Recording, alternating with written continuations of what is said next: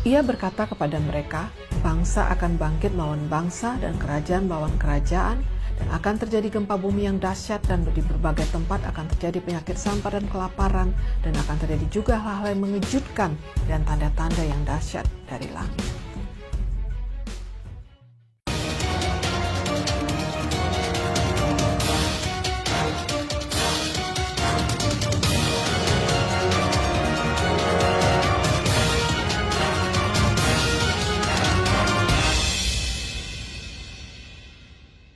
Inilah tanda-tanda yang sudah digenapi menjelang kedatangan Yesus yang kedua kali. 1. Perang, teror, dan keributan di sana-sini yang mempengaruhi jutaan manusia di seluruh dunia. Lukas 21 ayat 9 mengatakan, "Dan apabila kamu mendengar tentang peperangan dan pemberontakan, janganlah kamu terkejut, sebab semuanya itu harus terjadi dahulu." 2. Pergolakan bencana alam dan penyakit menular. Di dalam Lukas 21 ayat 11 dikatakan, "Dan akan terjadi gempa bumi yang dahsyat, dan di berbagai tempat akan ada penyakit sampar dan kelaparan, dan akan terjadi juga hal-hal yang mengejutkan dan tanda-tanda yang dahsyat dari langit." Lukas 21 ayat 25, "Dan akan ada tanda-tanda pada matahari dan bulan dan bintang-bintang, dan di bumi bangsa-bangsa akan takut dan bingung menghadapi deru gelora laut." 3.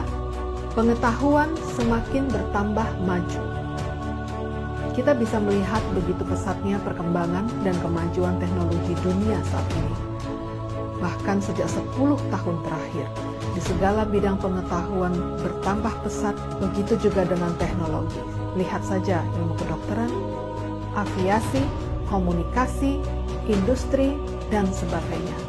Di dalam Daniel 12 ayat 4 dikatakan, "Tetapi engkau Daniel, sembunyikanlah segala firman itu, dan materaikanlah kitab itu, sampai pada akhir zaman banyak orang akan menyelidikinya, dan pengetahuan akan bertambah." 4.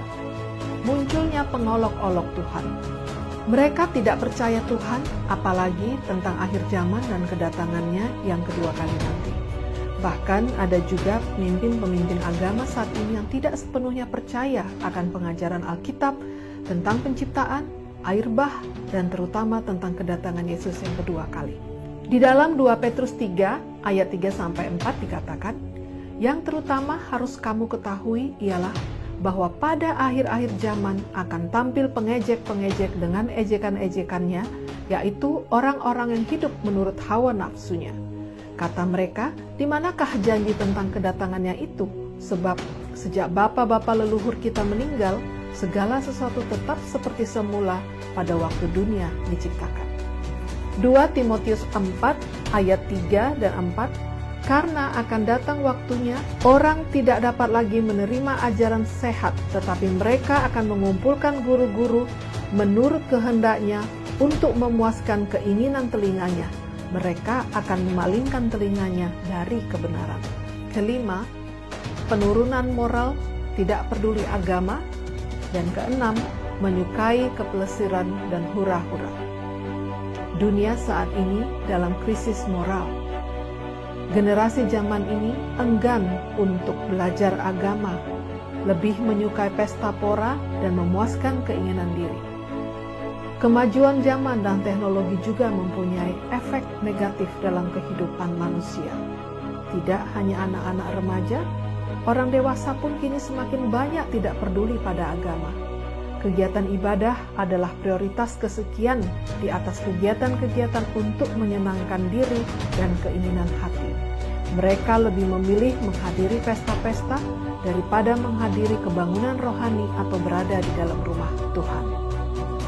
Di dalam 2 Timotius 3 ayat 1-4 dikatakan, "Ketahuilah bahwa pada hari-hari terakhir akan datang masa yang sukar, manusia akan mencintai dirinya sendiri dan menjadi hamba uang. Mereka akan membual dan menyombongkan diri, mereka akan menjadi pemfitnah, mereka berontak terhadap orang tua, dan tidak tahu berterima kasih, tidak memperdulikan agama. Tidak tahu mengasihi, tidak mau berdamai, suka menjelekan orang, tidak dapat mengekang diri, garang, tidak suka yang baik, suka mengkhianati, tidak berpikir panjang, berlagak tahu, lebih menuruti hawa nafsu daripada menuruti Allah. Bukankah perihal yang disebutkan di atas sangat dekat dengan kehidupan kita sehari-hari? Entah itu diri kita sendiri atau orang-orang di sekitar kehidupan kita. Sombong, cinta diri, dan hanya mementingkan diri sendiri. Pelit, menjadi hamba uang. Pendendam, pemfitnah, menghalalkan segala cara demi karir misalnya. Begitu sering kita melihat berita-berita di televisi atau koran meningkatnya kasus kejahatan anak terhadap orang tua. Mereka menjadi durhaka, bahkan tidak sedikit yang menyakiti orang tuanya. Mengkhianati keluarga atau sahabat bukanlah hal yang sulit demi kepentingan dan kepuasan diri. 7. Meningkatnya pelanggaran hukum, kriminal berdarah, dan kekerasan. Bukti-bukti ini sudah sangat nyata digenapi. Setiap saat kita mendengar atau melihat kiriman dalam WhatsApp tentang pembunuhan, perampokan, atau penculikan ada di sana dan di sini. Di dalam Matius 24 ayat 12 dikatakan, dan karena makin bertambahnya kedurhakaan, maka kasih kebanyakan orang akan menjadi dingin. 2 Timotius 3 ayat 13, sedangkan orang jahat dan penipu akan bertambah jahat. Mereka disesatkan dan menyesatkan. Di Yehezkiel 7 ayat 23 dikatakan, sebab negeri itu penuh hutang darah dan kota itu penuh kekerasan. 8. Penginjilan dan kabar keselamatan di mana-mana. Pada hari-hari sudah semakin dekatnya kedatangan Yesus yang kedua kali, kita akan menemui begitu banyak kegiatan kebangunan-kebangunan rohani di mana-mana. Entah itu oleh hamba-hamba Tuhan maupun panggilan-panggilan pribadi. Dengan kemajuan teknologi yang begitu cepat saat ini, penginjilan pun begitu banyak dilakukan melalui internet. Bahkan di tengah-tengah suasana lockdown pandemi COVID-19, semakin terlihat begitu gencarnya kegiatan penginjilan maupun belajar Alkitab yang dilakukan melalui meeting-meeting online misalnya. Matius 24 ayat 14, dan Injil Kerajaan ini akan diberitakan di seluruh dunia menjadi kesaksian bagi semua bangsa, sesudah itu barulah tiba kesudahannya. Ke-9, percaya dan melakukan spiritisme. Apa arti spiritisme?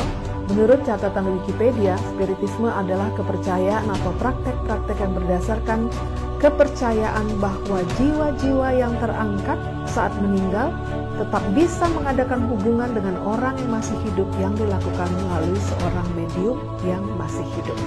Sudah tidak asing lagi banyak kita dengar orang-orang beragama mencari peruntungan ataupun perlindungan kepada roh-roh orang mati. Tidak hanya orang biasa, bahkan kepala-kepala negara pun tidak sedikit yang percaya kepada spiritisme. Hal ini juga sudah dibicarakan atau sudah diramalkan ketika pada zaman nabi-nabi dahulu. Di dalam 1 Timotius 4 dikatakan, tetapi Roh dengan tegas mengatakan bahwa di waktu-waktu kemudian ada orang yang akan murtad lalu mengikuti roh-roh penyesat dan ajaran-ajaran setan oleh tipu daya pendusta-pendusta yang hati nuraninya memakai cap mereka. 10. Munculnya nabi-nabi palsu. Menjelang akhir zaman atau sebelum kedatangan Yesus kedua kali akan banyak muncul nabi-nabi palsu atau yang mengatakan dirinya adalah jelmaan atau reinkarnasi Yesus. Di dalam Matius 24 ayat 11 dikatakan, banyak nabi palsu akan muncul dan menyesatkan banyak orang. Pada saat ini memang sudah banyak muncul mesias-mesial palsu yang mengklaim diri mereka adalah reinkarnasi Tuhan Yesus sendiri. Lihat saja contoh berikut ini. Alan John Miller dari Australia adalah mantan pegawai sebuah pabrik software di Queensland, Australia, mengatakan dirinya adalah reinkarnasi Yesus. Ada